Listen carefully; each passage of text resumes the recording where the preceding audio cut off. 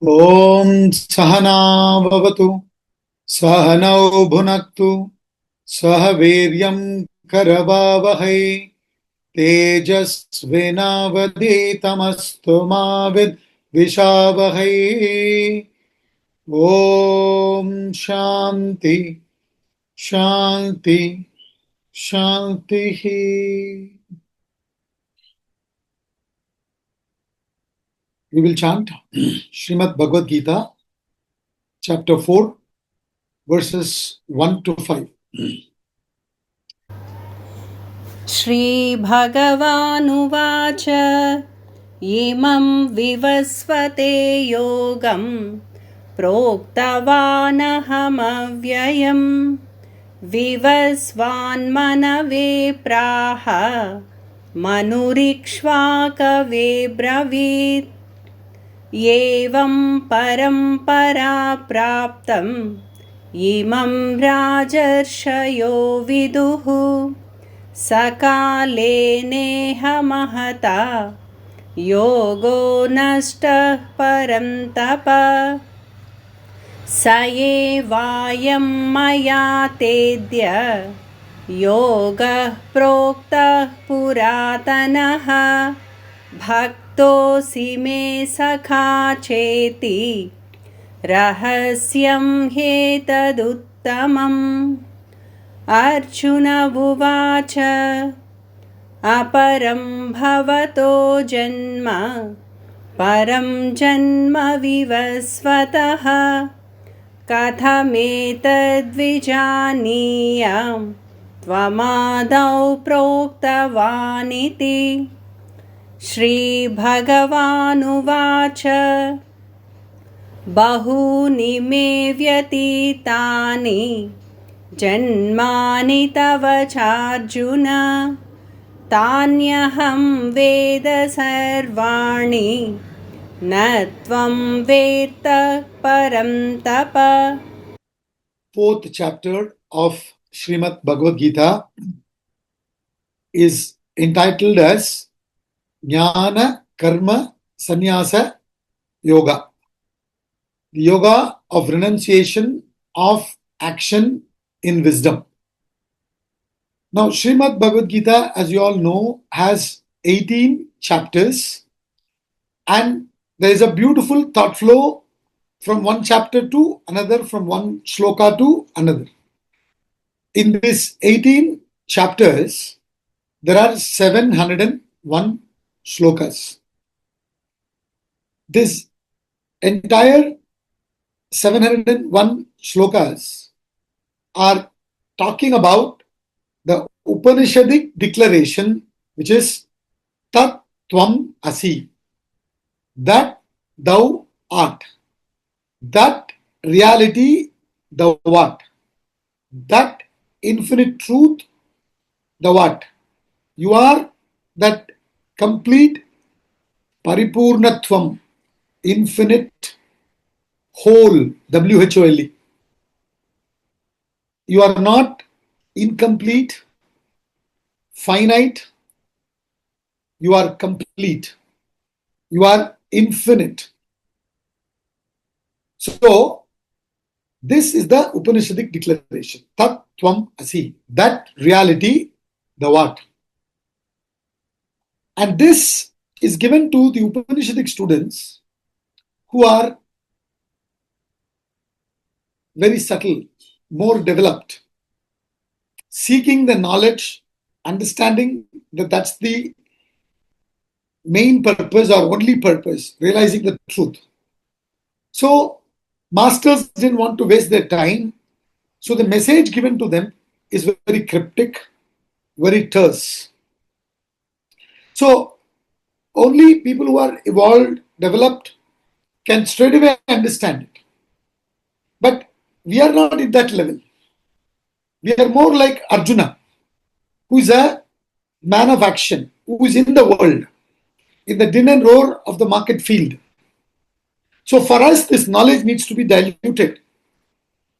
And that's exactly what Sri Krishna has done in Bhagavad Gita. That's why when Swami Madhusudana Saraswati, who gave the invocation to Bhagavad Gita, called as Dhyana Shlokas. He has given 9 shlokas.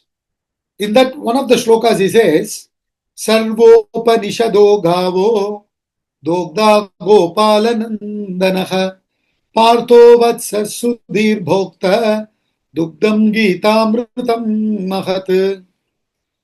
Sarva Upanishada Gavaha. All the Upanishads are the cow. They are cows. He compares the Upanishads to a cow. And he says, Sri Krishna is the cowherd boy who milks the cow. And the milk that is taken from the cow is Bhagavad Gita. So that milk is not meant only for Arjuna. He says Arjuna is the calf. Partho Vatsaha. Partha means another name of Arjuna. He is the calf. In the presence of the calf, the cow gives milk. So Arjuna, having become a disciple, a student, he inspired Sri Krishna and it made him bring the milk from the Upanishads. And the milk, though cow gives for the purpose of the calf, it is not meant only for the calf. It is meant for the entire world, entire universe. So this is what the gist of that shloka is. So he says, this is the beauty of Bhagavad Gita.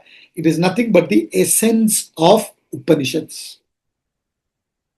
And since it is given to Arjuna, it is diluted and given in 18 chapters. Because a man of action requires a lot more explanation. So therefore, in detail it is given. Thanks to Arjuna that we all benefit from it. Because otherwise, this subtle knowledge from the Upanishads, how to get it for us to practice it in the din and roar of the market field, in the current world. It is called Sanatana Dharma. It is applicable even today. Even in present context, it is applicable. Because that ultimate truth is beyond time, beyond space. It is all-pervading. It is eternal. It is beyond causation. And that truth, which is beyond the body, mind, intellect, is always the same. It doesn't change. And knowing that and functioning helps in all conditions, whatever may be the changes. So therefore, knowing Bhagavad Gita in today's context also helps us to lead life objectively. So, always in life, from the time we are born till the time we die, it's constantly changing and constant challenges that we face. And to face these challenges, we require one particular attitude very importantly. And that attitude is called Sakshi Bhava. That Sakshi Bhava, being a witness, we don't have. We get involved, we get attached, and then we sink with sorrow and we get excited with joy, and both joy and sorrow affect us.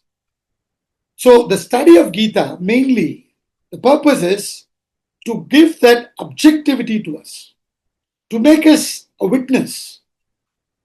What exactly the challenge is doesn't matter. To any challenge, how to be a witness. That's the main thing the Gita does. So the moment you learn how to stand apart, you begin to enjoy. See, when you go to a movie, whatever may be the movie, whether it is, the genre may be different. It may be an action movie, it may be a tragedy, it may be a comedy, it may be romance. It doesn't matter. Whatever it may be, you spend about 2.5, 3 hours in the theater, you come back with total enjoyment. A movie like Titanic, the hero sacrifices his life for the heroine. He dies. So even such a movie where the heroes died, you make it a big hit movie. Why? Because everybody enjoyed it. Why is it? Because you stand apart. Why is it that your life is not such a source of enjoyment today? Because you do not have the ability to stand apart. And this is exactly what happened to Arjuna in the beginning of the Bhagavad Gita. So before going to the fourth chapter, which we are supposed to start from today, we should do a little bit of summary of the first, second, and third chapter. There is quite a lot of people who have come into this class today from the recent Gita Gnana Yajna that was conducted by Srimad. So it is important that you also understand the thought flow. A lot of the biggest challenge problem in the world is people don't understand the value of this knowledge. And even those who understand the value of this knowledge don't understand the value of studying it systematically.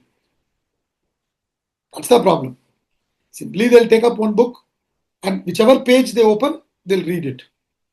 And they feel satisfied. Okay, I've studied.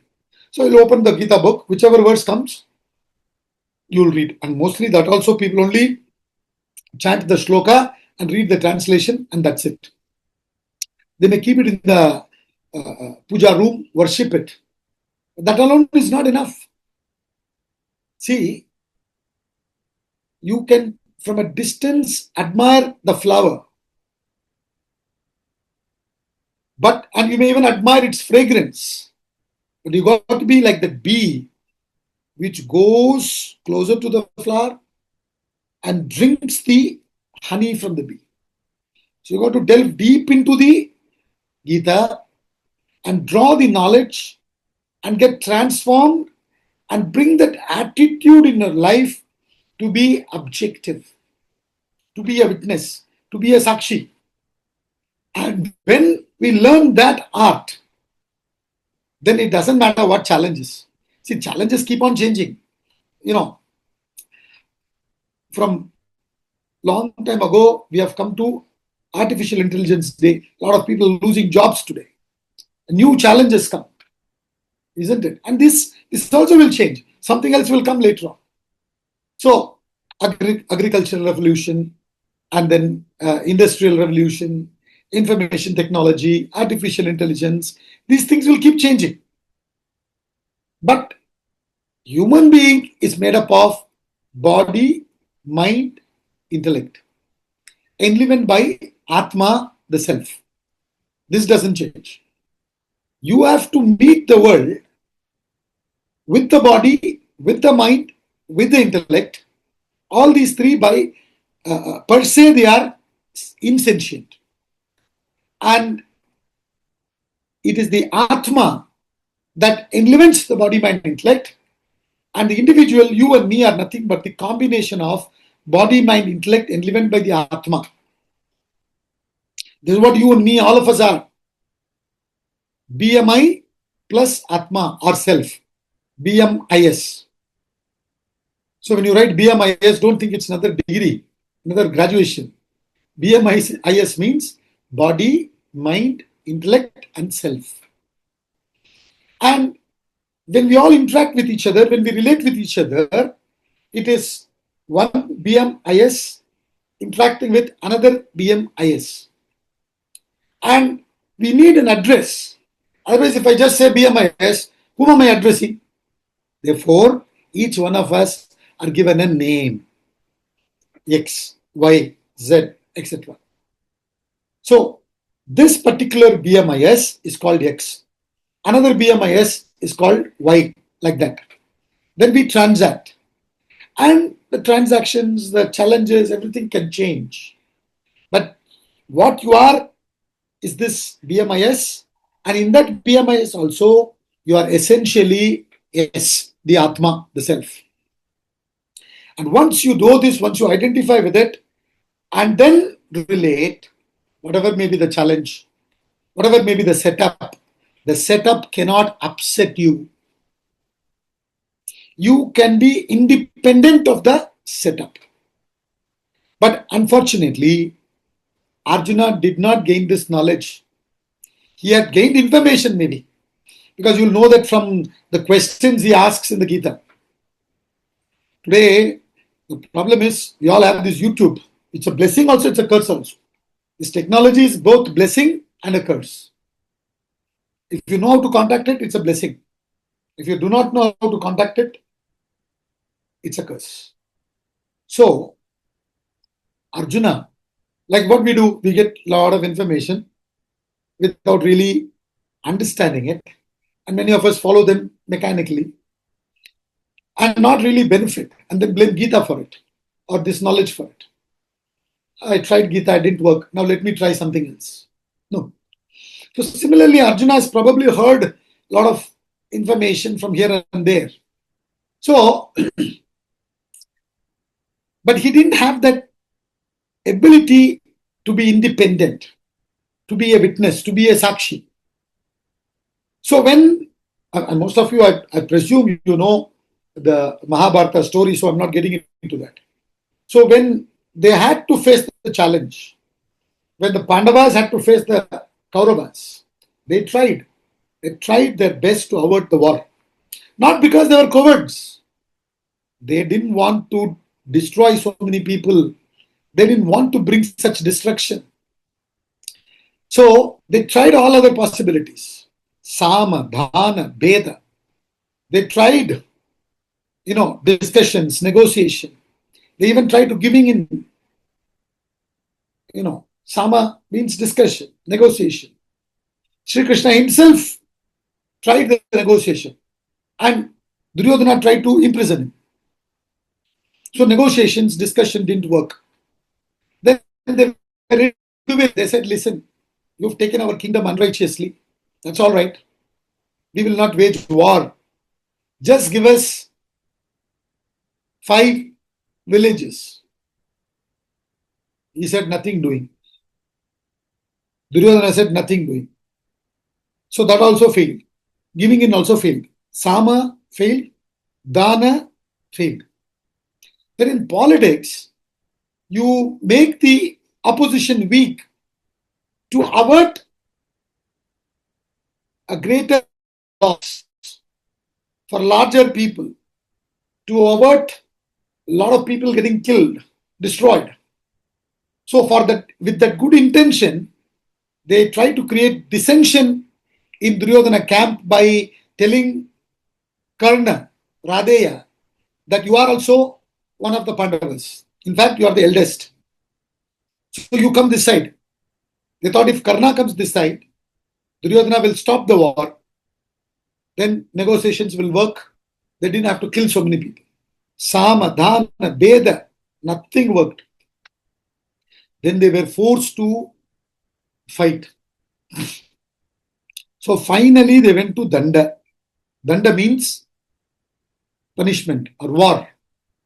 Forced action. They had to take that to establish Dharma. So they were not warmongers. A lot of people don't understand the context and they say, Arey, Arjuna didn't want to fight. Sri Krishna forced him to fight. Sri Krishna is a warmonger. Sri Krishna is not a warmonger. Please understand. He is identified with the peace within and he spreads peace everywhere. But please understand, peace should not come out of compromise. Peace is possible only with sacrifice, ego sacrifice. But it's not with compromise, it's not with passivity. In this country, this is another problem. See, in the Gita, Sri Krishna emphasizes the value of ahimsa like anything. But he also is telling fight. So you think Sri Krishna is confused. He is not confused. We are confused. We don't understand. Therefore, we take ahimsa literally. So therefore, what we do, we become very passive. That's not ahimsa. So, like that, a lot of concepts in Gita is misunderstood. Either people don't know or they misunderstand. If you don't know, you can get another chance to know it. But if you misunderstand, you're finished. Not only you will be finished, you will finish everybody else. So Arjuna didn't have this ability to face the war. He had the skill, he had the intelligence. He's number one in the art of archery. You understand? He has experience also. He's fought many battles. He's won a lot of wealth to his kingdom through battles, and he was called as Dhananjaya, winner of wealth.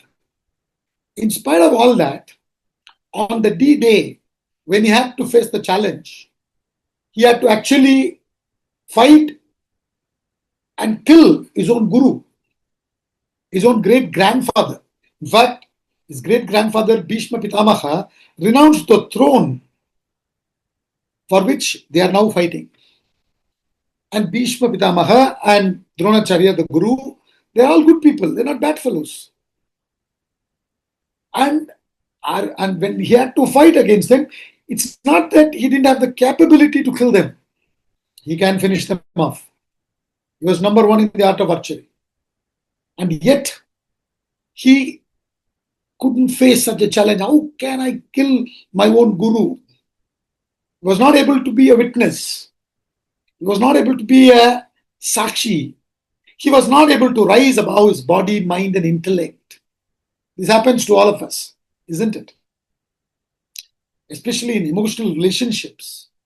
We find it very difficult to rise above. Very difficult. How to rise above and be a sakshi and deliver. And that's what Gita teaches. And this is very essential knowledge. What we gain from schools and colleges are important. They are important. We are not saying they're not important. They're very important. But along with important knowledge, you need to gain essential knowledge. Please understand this. It is essential. Without this, you will go through stress and strain. With this, you will not go through stress and strain. With important knowledge, you can learn to survive, but with stress. If along with important knowledge, you have this essential knowledge, then you will not only survive and learn to be successful, but you will also learn to be stress-free. This will help you to combine both peace and prosperity. So Bhagavad Gita is not life negative, it is life positive. Every one of us need to learn it when we are young and then practice, not learn it after we have retired, after 60. No. So Arjuna didn't know it. He succumbed to his emotions. In the first chapter, this is the story. The first chapter of the Gita is called Arjuna Vishada Yoga. The yoga of Arjuna's despondency. Arjuna's mental state of distress. In fact, the first chapter, in the first chapter, Sri Krishna doesn't talk at all. In the first chapter, Arjuna talks. Duryodhana talks. In fact, the Gita starts with Dhritarashtra shloka.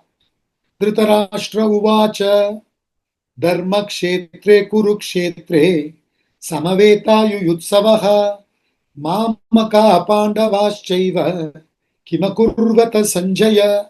Dhritarashtra is asking Sanjaya, his charioteer, who had the power to see what is happening on the battlefield. Dhritarashtra is a blind king.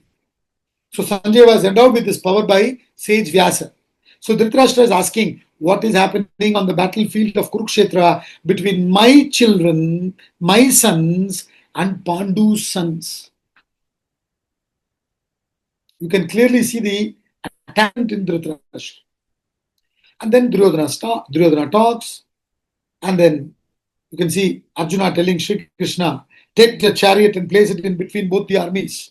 Sena yoru bayor madhye ratam stapayame achyuta. O Achyuta, O Sri Krishna, take the chariot and place it in between both the armies.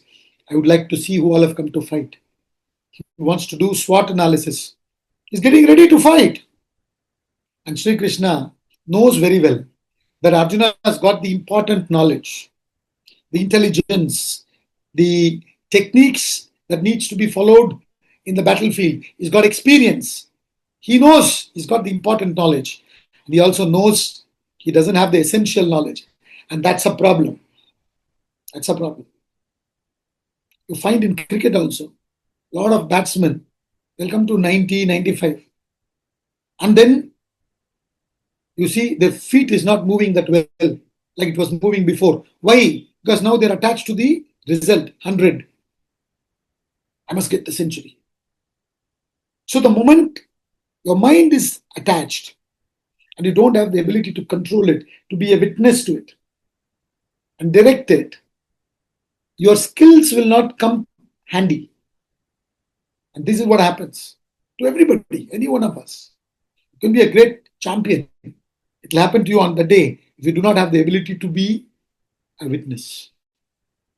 So Arjuna succumbed to his emotions. He said, I will not fight. In the first chapter, he said, I will not fight. And he kept quiet. And when he's talking, how can Sri Krishna talk? So he kept quiet.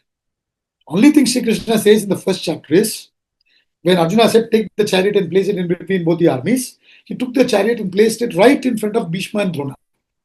Because he wants to give him essential knowledge. He wants to test him there. That ability to be a sakshi. That ability to be a witness. See, not only during difficult times we do not have the ability to be a witness. In fact, during good time, successful time, how to be a witness.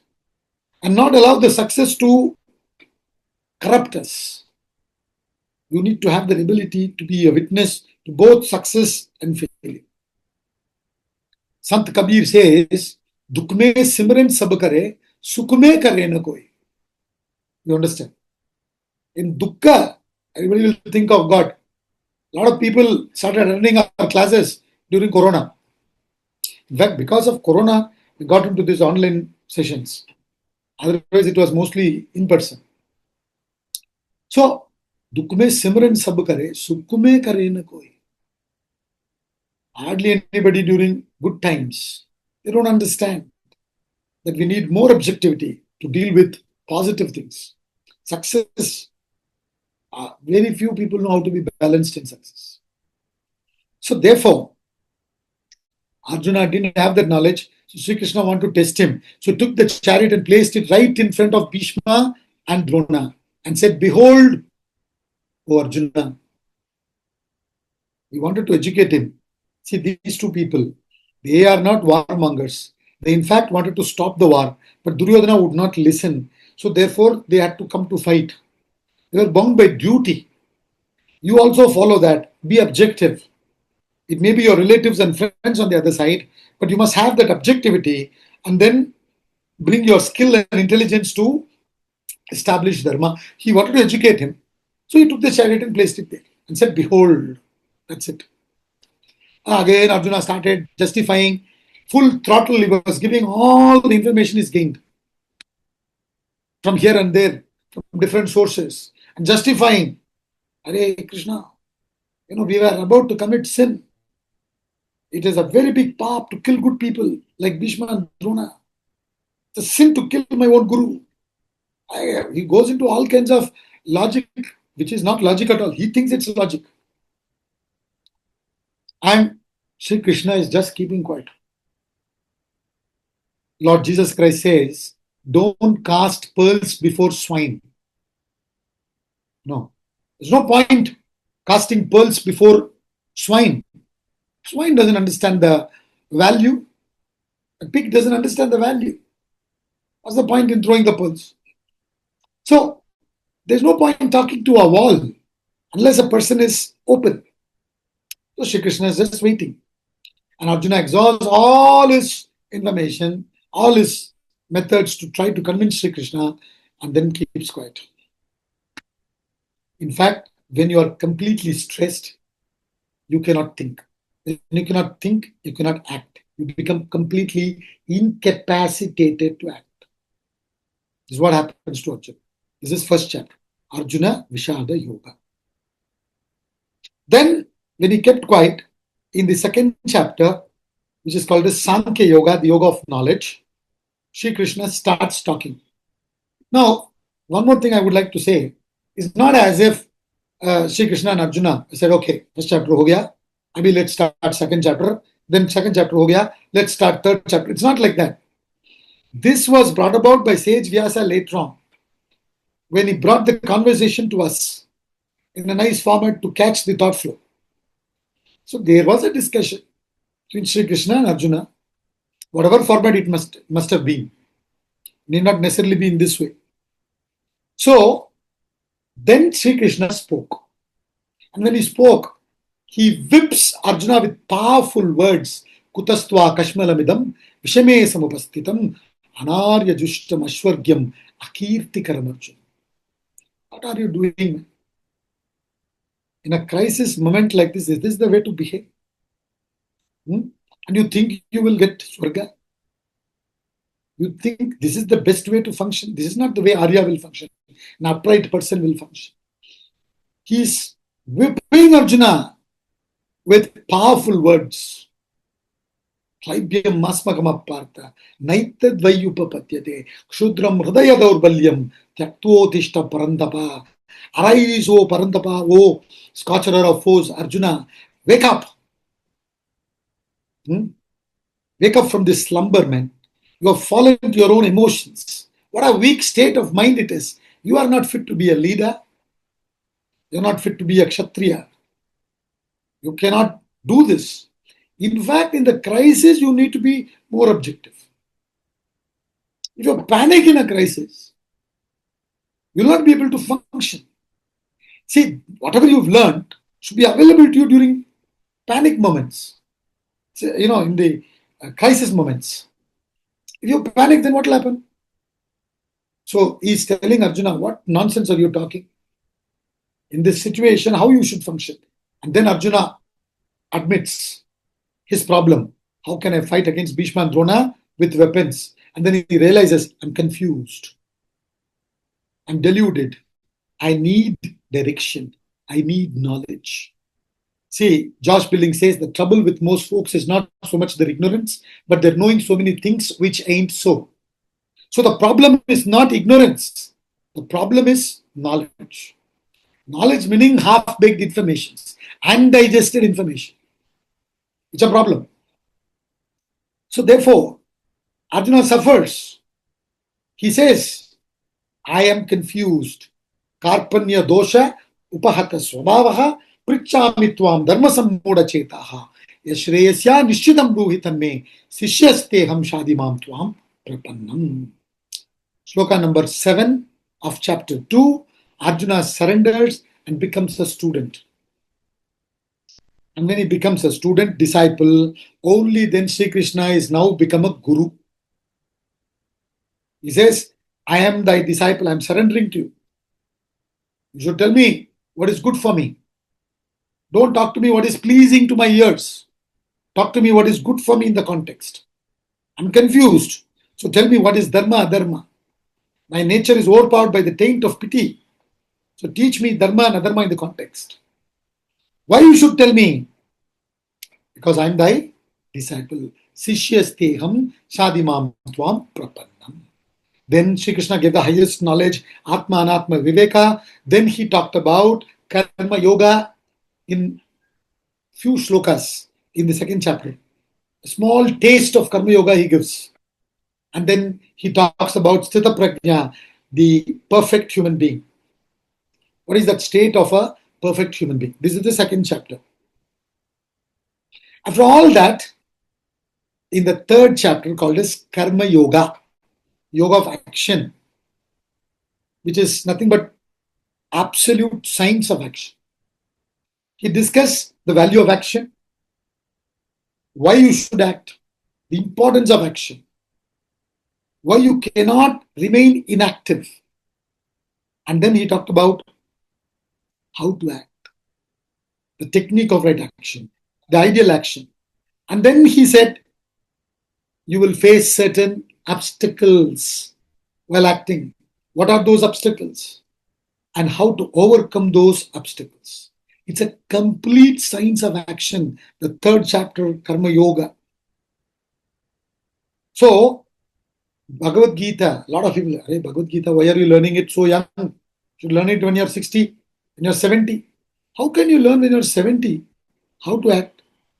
In the Bhagavad Gita, which you are afraid of learning when you're young, he talks about the complete science of action, how to face and do the right action. And that he teaches in the third chapter. In fact, Karma Yoga is nothing but practical Vedanta. Please understand this.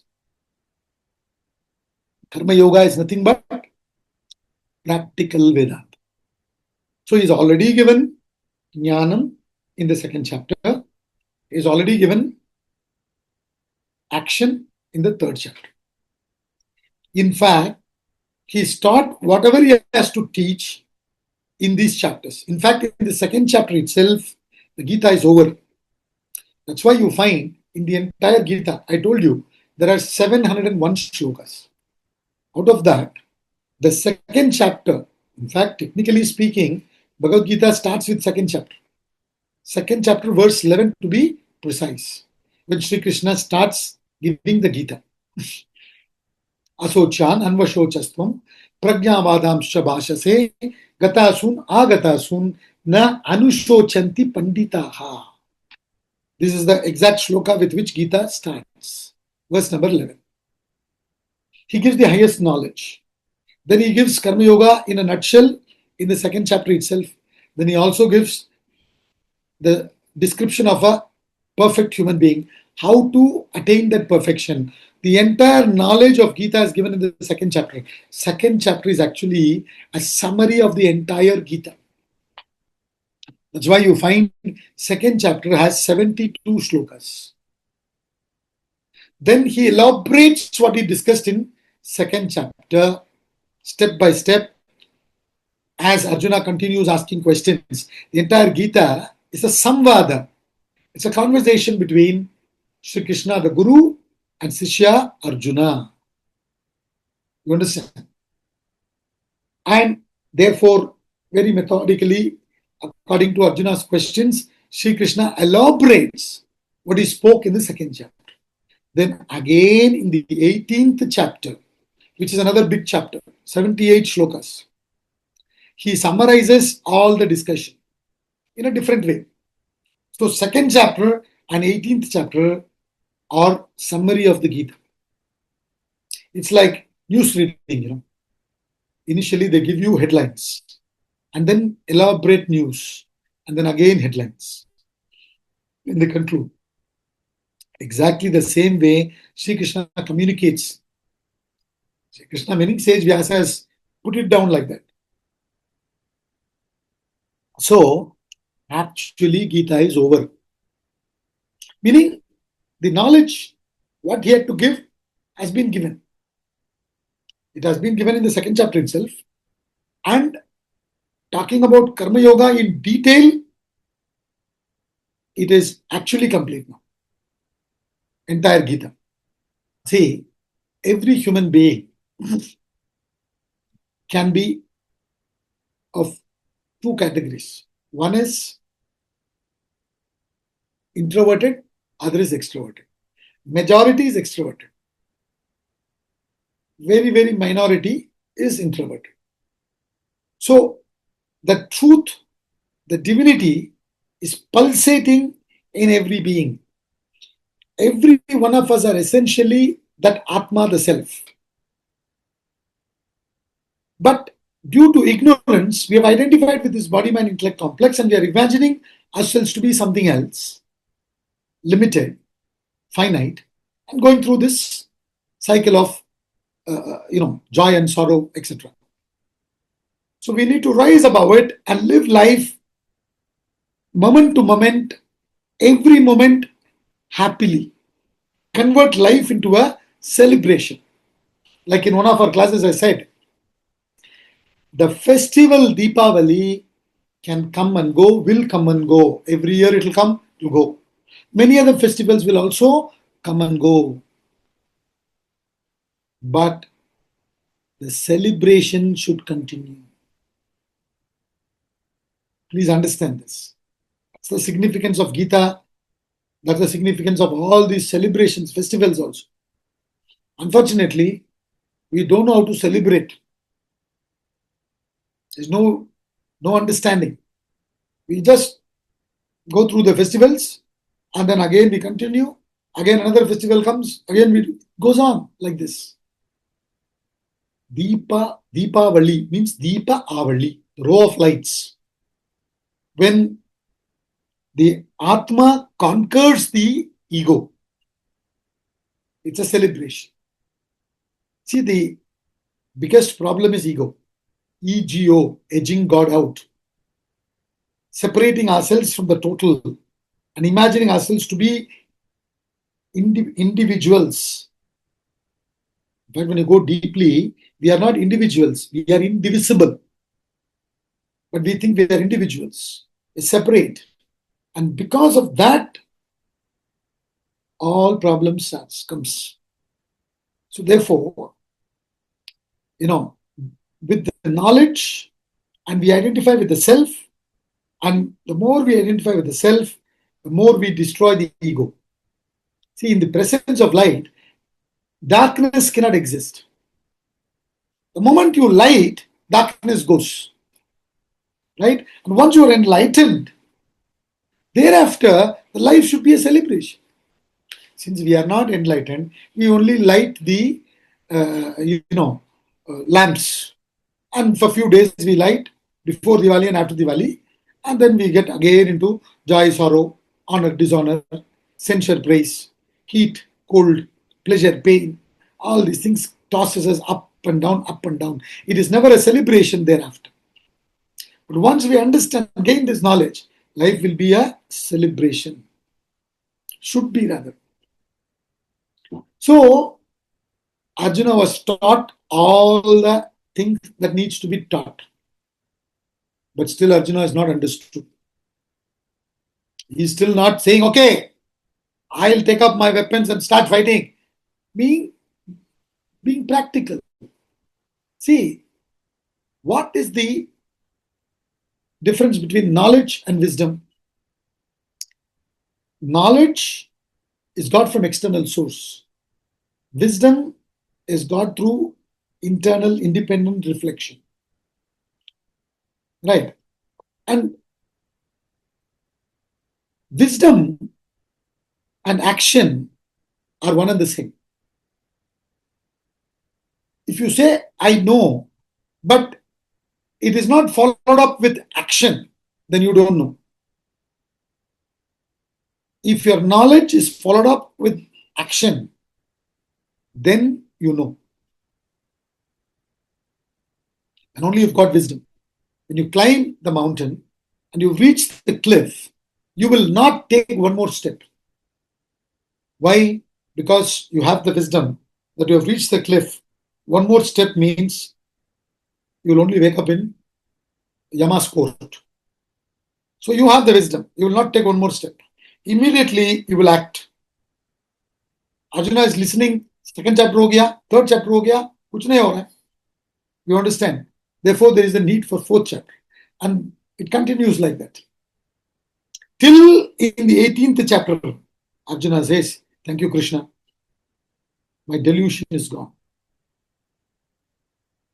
It's your prasad. This knowledge is your prasad. Because of you, my confusion, my delusion is gone. I'm clear. Till then, Sri Krishna continues. See, once you become a devotee, it's the responsibility of the Guru. If you have not become the devotee, then no problem. He is also free. In fact, we make the Guru busy by becoming disciples. Right from Sami. Because you can go to somebody's mic is on, please put yourself in mute. So when you surrender, now it's the responsibility of the Guru to give you that knowledge from all different angles. And that's exactly what is happening. So that's how we have come to the fourth chapter. You understand? I'm explaining all this because in between, because we had the Gita lecture and I completed third chapter, I didn't want to start fourth chapter immediately. We gave a gap. So even for the students who've been regularly attending and for the new students, I thought this will be a very necessary thing to do so that you catch up with the thought flow. And those who want to study this deeply, All our classes are recorded and we have our own YouTube channel, Vedanta Rishi Rina. It gets constantly uploaded there. You can go and, read, study the Gita verse by verse, or if you want, you can study the summary of chapter 1, listen to summary of chapter 2 and chapter 3 before you come to the next class. It'll help you a little more to catch up with the third flow. So this is how we have now come to the fourth chapter. The fourth chapter is called Gnana Karma Sannyasa Yoga. See, every one of us have what is called as desires. And these desires make us act. Now we should know how to handle these desires and act. If you do not know how to handle these desires and act, that very desire which prompts us, pushes us to action, itself becomes an obstacle for our action, for the right action. So therefore, the techniques taught in the second chapter and third chapter, when followed properly, you will rise above the desire. You will reach a mental state, rising above the desire, being a master, not a slave. You understand? The benefits to be achieved from the desire is by being a master, not a slave. So therefore, with the techniques taught in the second chapter and third chapter, Gnana Yoga and Karma Yoga, you rise above and develop that mastery resulting in wisdom. That is what he's saying here. The yoga of renunciation of action in wisdom. Gnana Karma Sannyasa Yoga. And this chapter has 42 slokas. And every chapter is divided into different topics by our Swamiji, Swami Parthasarathi, who is our Guru. And all these masters, all they did is, they wanted to do this kind of topics because we can understand the thought flow. Like how Sage Vyasa divided it into 18 chapters, each of the chapters are divided into different topics. So this is not in original Gita. Original Gita just gives slokas. Swamiji divided the 42 slokas into 6 topics. The first topic is from verse 1 to 10. It talks about Atma, the self, being the eternal teacher. Self is the eternal teacher. That's the topic from sloka number 1 to 10. In fact, in this portion only, those 2 famous slokas, which most of you know from the Gita, is there. Yada yada hi dharmasya glanir bharata abhyuttanam adharmasya tadatmanam sujamyaham paritranaya sadhunam vinashaya cha dushkritam dharma samsthapanarthaya sambhavami yuge yuge. These 2 slokas come in this portion between verse 1 and 10. And the topic is self is the eternal teacher. So what is he saying here? When he says self is the eternal teacher, what he wants to communicate is, only to the extent you have unfolded the self, you can communicate the self. Only to the extent you have discovered the self, you can communicate the self. If you yourself have not discovered the self, you cannot communicate the self. You can talk about it. There is a verse in Gita. Some people talk about it, some people listen, and everybody is in Ascharya. Nobody knows. So therefore, this knowledge is not coming from a human being. Please understand this. This knowledge cannot come from a human being. It's called apaurusham. Apaurusham means beyond the scope of human being. Apaurusham. It's beyond the human scope. What it means is, Atma is subtler than body, mind, intellect. So intellect cannot communicate the Atma. When you rise above it, dissolve the ego and become one with Atma. You understand? When you rise above the ego, dissolve one with Atma, you become Atma. Become Atma means you are already Atma. You realize it. You get enlightened. And these shlokas, these mantras in the Upanishads and Bhagavad Gita and all that have come from such masters. So it is divinity speaking through them. Please understand this. Their body, mind, intellect is only a conduit through which the knowledge is getting communicated. So therefore, it is the Atma communicating it.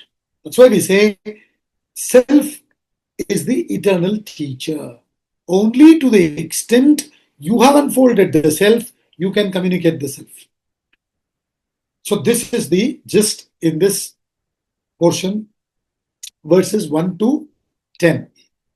Self is eternal teacher. Then 11 to 18 is the second topic. How self relates to action. How self relates to action is a very important chapter. In fact, the 18th shloka, he talks about action in inaction, inaction in action. You get confused. What is this action in inaction, inaction in action?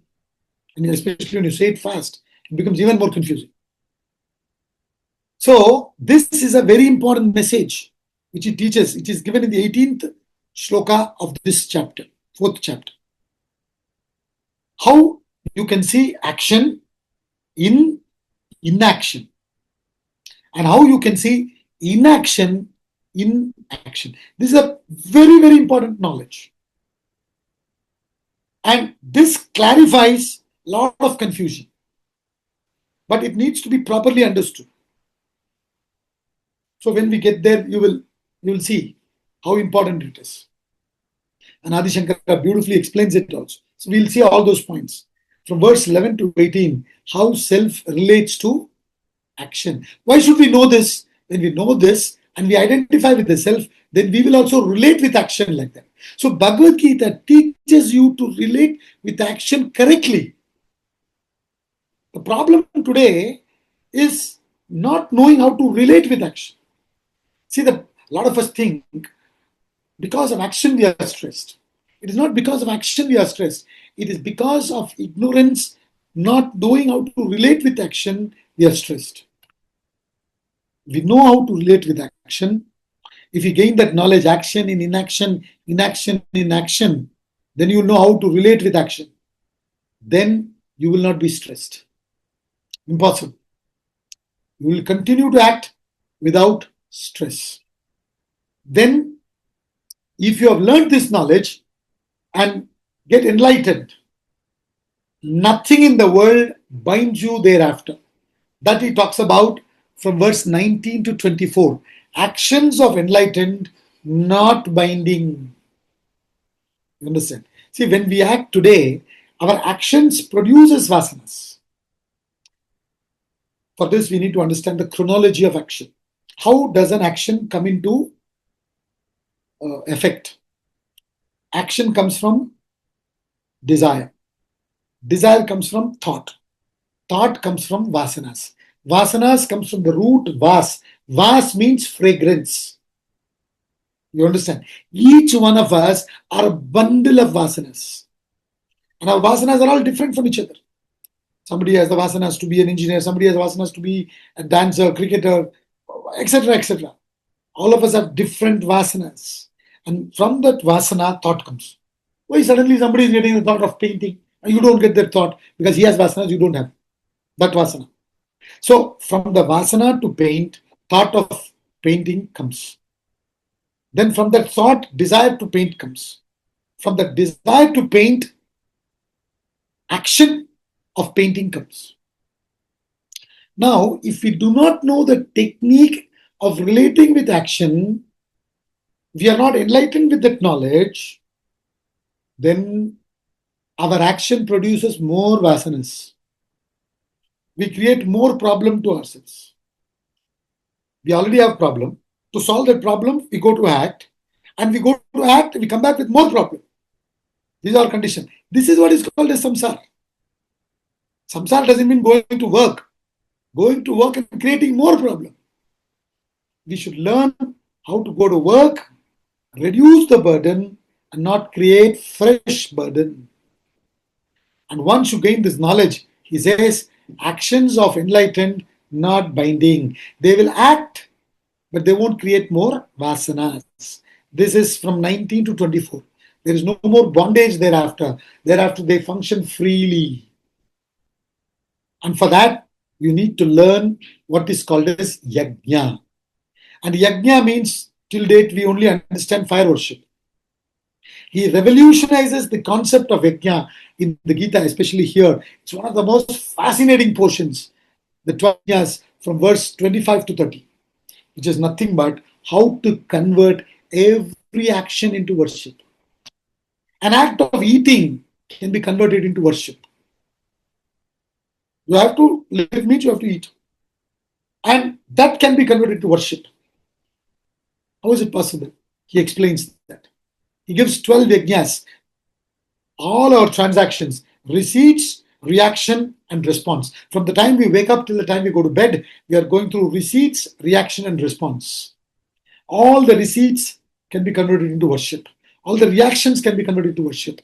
All the responses can be converted into worship. How to do that? That he talks about in verse number 25 to 30. Because only when you convert your actions into worship, not just doing fire worship. Fire worship is good. It's symbolic, but not get stuck there. That has to be converted into 12 yajnas. And when you do that 12 yajna, you will achieve wisdom. You'll gain wisdom. So that's why he says from 31 to 37, the fifth topic, all yajnas culminate in wisdom. All yajnas, all the 12 yajnas, whichever way you do, you will culminate in wisdom. You'll rise above vasanas. And therefore, what is important is to gain the wisdom. So that is what Sri Krishna emphasizes in the last topic from 38 to 42. He says, gain that wisdom. Sri Krishna advises Arjuna, and through Arjuna, all of us, to gain that wisdom. This is the gist of the 6 topics, the 4th chapter. Now, with this introduction, from next class, we'll start chapter 4. Let's conclude now.